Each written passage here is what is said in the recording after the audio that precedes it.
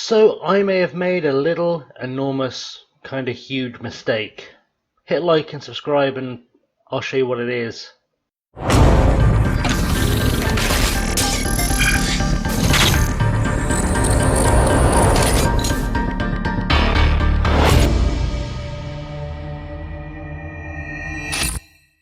What's up guys, ChasingLamely here with episode number 39 of Sunderland Till I'm Sacked, and oh boy have we made a mistake. I'm going to start with the league table, because we're currently sitting 13th in the league. We have amassed a wonderful 23 points, and we now sit 6 points clear of the drop zone, and in fact just 8 points off of the European places.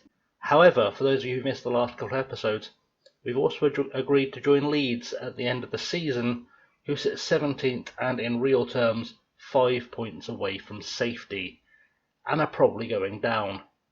We are in a slight bit of trouble here, just a little bit, and not just my English skills, as usual. Let's have a quick look at what's been happening in terms of the games you've missed.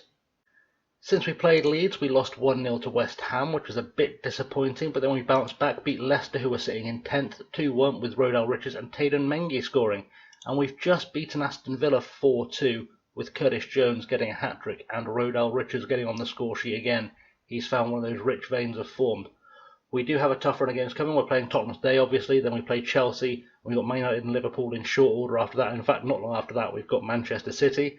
So it might just be a bit of a silver lining at the moment. But if this is the beginnings of a run of form, who knows? We could be leaving Sunderland in the European positions, qualifying for Europe through the league, and then going to play in the Championship next year. It's been a bit of an error. But let's get into the game. Let's just play Spurs and let's see what we can do. Hopefully we'll pick up another 3 points, keep this momentum going, and hopefully Leeds will pick up some points as well. They've just yesterday, we'll have a quick look at what's going on there. So since they played us, which was there, they lost to Newcastle throughout the FA Cup, drew with Spurs, lost to Chelsea, and lost to Manchester United yesterday. That's a lot of red, and I don't see any sign of it turning around unless they can pick up results against Leicester, Southampton, Burnley, Sheffield United and Norwich, which they will very much have to do. But let's go play Spurs. So our starting lineup today is Bettinelli, Mengi, Hector Williams, Marcello, Salah, Comesania, Doyle Hayes, Garcia, Curtis Jones and Rodell Richards starting up top. We've then got Dobson, Sanderson, Shashua, Miller, Clark, Salter, Pajot and Soldano on the bench. However, this Spurs team, they currently sit 4th in the league. I just did a quick look at their lineup, and boy is that a strong one. Nick Pope might be the weak link in this entire team, and you've got Aurier, Eric Dyer, Alderweireld still there, Sergio Reguilon, who is by no means a bad player whatsoever. We've got Tanguy and Ndombele in the team as well, so he's still there. There's not many changes from the team we know in real life. Lo Celso is there. Samuel Chukwueze is there as well. He's joined from Villarreal. Dele Alli, Jack Grealish is signed, and so has Duvan Zapata. I thought he was there in real life. I don't know why my brain froze for a second. Harry Kane is conspicuous by his absence. He is still at the club, so he may be on the bench. We can't see the bench yet. That might be a problem. But we just need points today, and hopefully we'll get another great performance out of Salah, because he's been brilliant since he came into the side. So with the team talk, I want to say pick up where you left off last night. That's good advice. I just saw the little team sheet pop up. There is no Harry Kane, so I can only assume he is injured. But they've also got Hugo Lloris on the bench, and that's slightly worrying. And they've got a couple of other pretty decent players. We'll mention them as they come out. Fellow relegation candidates Burnley are playing Leicester. We're looking to continue their fight to stay in the Premier League. What do you think of their chance in this match? Fighting for their lives, frankly. Has the positive atmosphere around the club contributed to this strong run of form? The team's playing with freedom created by confidence. You must then worry that any loss will have it. I mean, no, not really. Let's just get into the game and let's see if we can get those points. I think they're achievable. I think we can get 3 points here today, but it's going to take something very special from us. Corner for Spurs, Jack Grealish to take it, puts it into the box, headed away by Mengi, and Curtis Jones has picked up. He's got space to go on a run, or he can release Rodell Richards, the former Spurs man, but he's not going to. He's going it alone. Jones, what a run, what a goal from Curtis Jones. Wow. If that doesn't win goal of the season, I will be very, very surprised, because he has come the entire length of the field That needs to update, because that 3 points I think puts us in 11th in the table. What a finish from Curtis Jones. Beautiful work.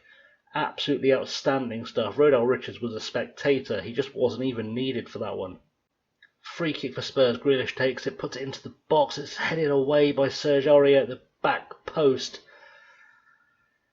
And all good things must come to an end. We knew this Spurs side was a strong one. We knew it was a strong side, and they have immediately fired back at us. Bettinelli maybe waited a little bit long to react to that, but you know, it is what it is. Throw in for us now, and it's going to be with Marcello. Hopefully he'll go deep into the box. He has. He's found Tayden Mengi. He's in a great position. Plays it back to Curtis Jones. Curtis Jones has a pop for his second of the game. And I don't know how we're staying in this, because Spurs, like I said, are 4th in the league. But just direct football. A good long throw. Mengi turns, spots Jones running in. Jones just says, I'll have that. Bangs it away. Nick Pope is completely helpless. Beautiful stuff.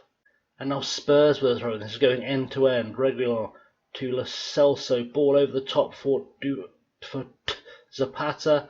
Ball back to Reguilon, and Dele Alli takes a pop, and that's a pretty spectacular finish as well.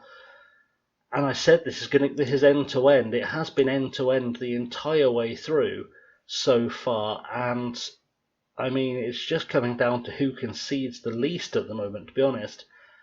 And our defensive record doesn't indicate that will be us, but we've also, we've started to turn a corner. We've started to start looking up the league. It is a possibility that we can do something here. Throw in now for Spurs. Aurier to Chukwueze to Lo Celso. Ball through, looking for Grealish, and that's gone in. And frankly, that was on Bettinelli. He came out far too quickly then. Far too quick to come off his line. A bit enthusiastic. I'm having a look at our defence, by the way, and I can see where the issues are. It's Hector, Marcello and Salah causing all the problems. I can't replace all of them either, which is a real problem, unless I go to a back 4, and that might undermine the work we've done so far. There's a lot of thinking to do now. Another throw in for Spurs with Chukwueze, puts it in, and Santi heads it clear, and Ndombele though has picked it up, back to Chukwueze, and that's with just everyone. Aurier, Santi gets it clear, thankfully. It's going to go into touch, is it? It's not. Will Rodell Richards get on the end of this? He won't. Eric Dyer plays it back to Nick Pope, but that is with Doyle Hayes, and that is back from Richards to Derek Williams to Hector. Hector all the way back to his keeper, Bettinelli. Bettinelli to Williams. No chances taken there. I like that. Ball goes forward, but headed down by Ndombele, and now Dele Alli plays it forward. And Chukwueze is through, and Bettinelli makes the save. And this is still very much end-to-end stuff. I'm still not at all impressed with these wing-backs. But we just need something to happen here. Just need one more goal, and we can start turning this back around. We've scored with 2/3 of our chances too. And that is half-time, and we are still 3-2 down. We're still not really pulling up any trees. You've done lucky so far feels like a good thing to say, but I am going to do some individual stuff too, because I do want to see more out of Hector, out of Marcello, out of Santi Comasagna, as well. Salah and Diego Garcia, they are all going to have to start pulling, in fact Rodell Richards, they all need to start pulling their weight. You weren't that bad, but I believe, I have faith in you. Please go out there and give me a better second half, because I don't want to have to pull random people off in the hope of things getting better. It's Tottenham on the ball. Ball goes forward to Zapata, to Dele Alli, back to Chukwueze. Chukwueze puts the ball forward, but it's cut out nicely by Marcello, who's moved to the right-hand side, or is moving to the right. Sorry, he's moving to the left-hand side. I've just made the sub to take Salah off and put Sanderson on there, and Pajot is going to come on in the middle for Santi Comasagna as Curtis Jones lays off for Doyle Hayes into Salah. Salah has a pop and it's just wide, and that's why he's being withdrawn from the game, because everything he's doing is wasteful. Goal kick for Spurs. Pope to Dyer. I've made one last change. I've put Miller on up top with Curtis Jones moving to attacking midfield. Diego Garcia was the guy I've taken off. Lo Celso plays it out wide looking for Grealish. Ball goes across to Ndombele, to Chukwueze. And now Ndombele back on the ball again. Ball goes out wide to Aurier. There's no one out there challenging him, and he's just kind of a free run into the box unless Marcello can get. He can't get to it. Chukwueze has scored, and now I've got to ask really big questions there, because Marcello really let us down. Hector is being run ragged. It's just not looking great, and I'm tempted to just try switching Mengi and Hector around. It's probably not ideal because Williams and Mengi can both push out wide, but Hector's just having a nightmare too. Right, goal kick for us. Bettinelli to Mengi. Mengi looking out wide for Sanderson. He's given the ball away. Grealish is in. Zapata, I don't know what he was thinking there. He should have turned and shot. Reguilon puts the ball back inside, and Zapata is there. The Celso to Ali to everyone. I lost track. Miller to Richards. Richards on a run. Can Rodell Richards score at White Hart Lane? He can. Oh, he can't. I thought that was away. I didn't see the hand from Pope. Can we do something from the corner? Curtis Jones to take it. Swings the ball in to the back post. Richards can't quite get there. And now Zapata gets it clear. And that was probably our last chance to get back into this game.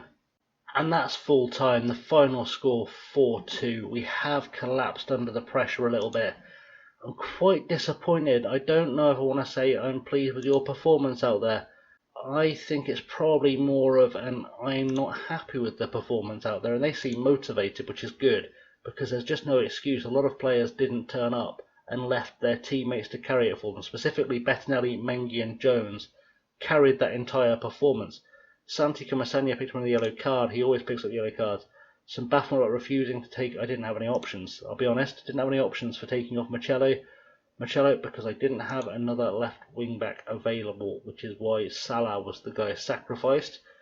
And that leaves us sitting in 14th in the league, and I mean we're closer to Leeds than we were, but we're also now sitting 10 points away from the European places after Leicester smashed Burnley, who must be going down, and frankly Newcastle must be going down as well, even though they've just beaten Southampton. It's going to be a tough one, but I guess that gives a nice kind of place to wrap this episode up. And in doing so, we're going to pick where we're coming back. And I say pick, it's going to be whoever we're playing in this second knockout round of the Europa Conference League. I don't know when that draw is happening. If it's happening in the next couple of days, we'll go away and we'll do that. But I don't think it is. I think we are still, I mean, the second round draw is not for 3 weeks. It's fine. So we'll come back for that game, whoever we're playing. There are some good teams in this first knockout round. I guess we play one of these either way. So it could be Feyenoord, Olympiacos, Fenerbahce or Atalanta. That's a strong game. So is Partizan Belgrade and Panathinaikos. FC Copenhagen are in there.